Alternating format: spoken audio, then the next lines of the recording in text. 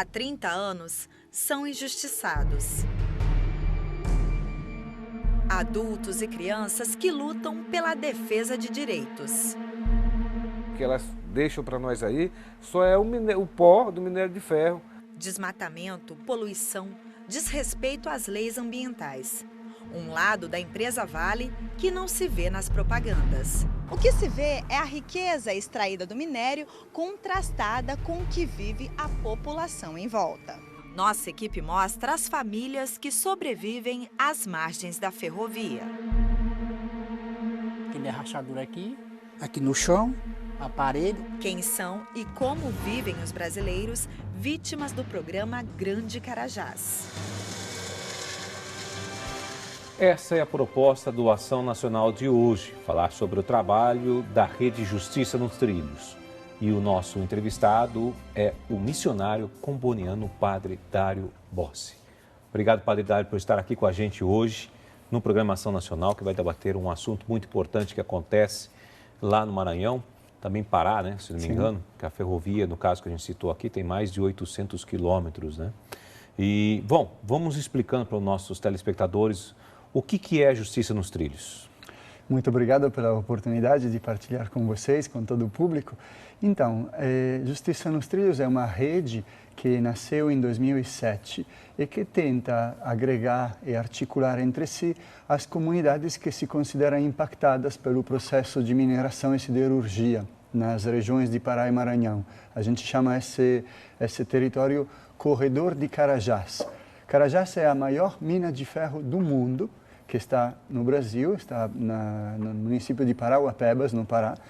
E a ferrovia, como vocês disseram, ela é de 900 quilômetros, desde Parauapebas até o porto de São Luís, no Maranhão, para o escoamento do minério de ferro, que vem quase totalmente sendo exportado.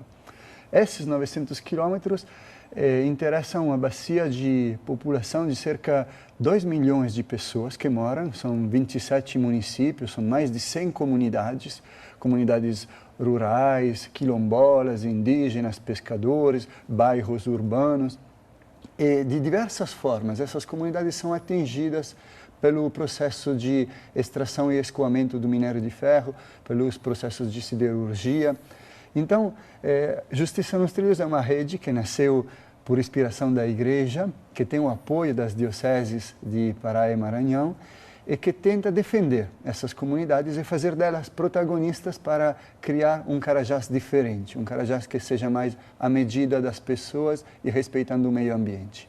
Quer dizer, o senhor está falando aqui, são 27 cidades, só retomando aqui, mais de 2 milhões de pessoas. Sim. Que no caso são afetadas aí por esses trilhos, na verdade, de alguma forma. Exatamente, algumas de maneira direta, outras de maneira indireta, todas com certeza afetadas por um sistema, um modelo econômico que foi definido de desenvolvimento, mas que desenvolveu e engrossou o lucro de poucas pessoas, de poucos atores, ainda mais agora de algumas empresas multinacionais, e ao contrário acaba atingindo de diversas formas o resto da população.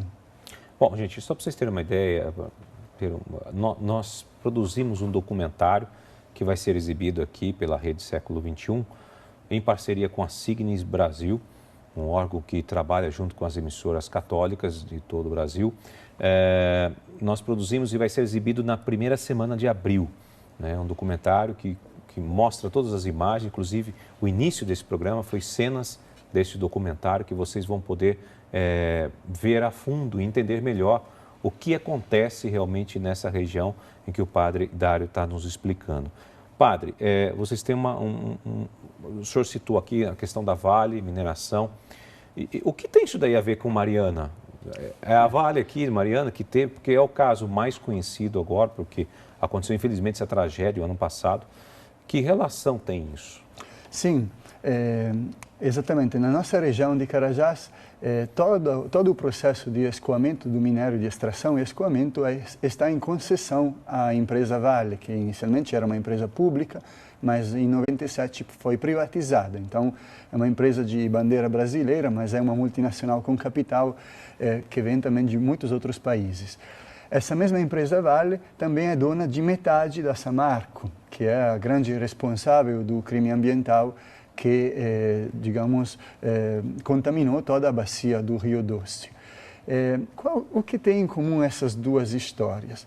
Em nossa compreensão, o desastre ambiental, que consideramos de fato um crime, sabemos que a polícia inclusive está investigando e responsabilizando os referentes desse crime. Sim. Inclusive está saindo na mídia, a gente está acompanhando o dia a dia do que aconteceu em Mariana, Minas Gerais, enfim. Exatamente. Uma tragédia realmente, uma tragédia das pessoas que morreram, uma tragédia ambiental enorme, um impacto ambiental para todas, não só Mariana, mas, enfim, todo o entorno, até outros estados. Né? Sim. Ali também a gente percebe o corredor, no caso do escoamento das águas do Rio Doce, e percebe-se, portanto, que, em geral, os impactos da mineração nunca se dão só no pequeno sítio onde a mina está posta, mas potencialmente interessam toda uma região grande.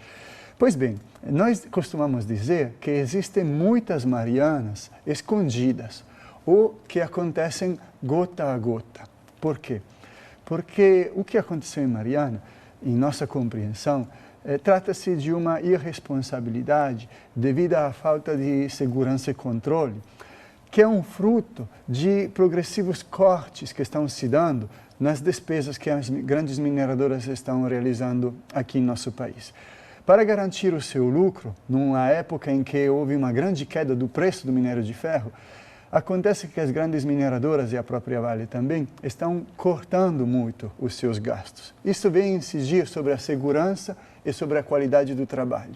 Portanto, o que aconteceu em Mariana pode se repetir em muitos outros lugares, se não houver exatamente uma garantia de maior segurança. E lá em nossas regiões, em Carajás, está acontecendo gota a gota, porque não se trata de impactos desastrosos e imediatos, como um dique daquele tamanho que se destrói. Porém, se trata de impactos cotidianos que acabam retirando a vida ou a qualidade de vida de centenas de milhares de pessoas. Falamos de atropelamentos, falamos de rachadura nas casas, falamos de pessoas mortas exatamente porque passam debaixo do trem, falamos de desmatamento, de impactos nas culturas indígenas ou quilombolas. Trata-se de diferentes, além da poluição, naturalmente, diferentes impactos que, de forma homeopática, estão contaminando de maneira irreversível todo um ambiente, que inclusive é o ambiente amazônico que somos chamados a preservar. O senhor falou de vários pontos, certo?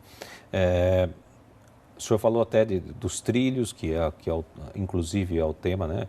Vida nos Trilhos é o tema do nosso documentário, que retrata, Trilhos da Vida, desculpe, né? que retrata aí a vida dessas pessoas que vivem ao longo do trilho, né? À margem do trilho. Então, qual o impacto, na verdade, dessa mineração para aquela população? O que eles estão sofrendo na realidade? Sim, desde final dos anos 80, se instalou naquela região toda, nesse corredor de 900 quilômetros, um modelo econômico que, quando nasceu, inclusive era chamado Programa Grande Carajás, porque vinha trazendo promessas de desenvolvimento, dizia. Para aquela região. Para a região inteira. E os moradores, né? E os moradores. E foi um dos motivos, essa expectativa de desenvolvimento para uma região que ainda hoje é uma das mais pobres do país, que legitimou, digamos, a acolhida com muita expectativa, inclusive fluxos migratórios, construção de novas cidades em função desse programa. Depois de 30 anos, acabamos de realizar o ano passado o seminário Carajás 30 anos, se medem muitos impactos, muitas violações de direitos e muito dinheiro que, infelizmente, foi, junto ao minério, escoado para fora. Esse é o resultado principal.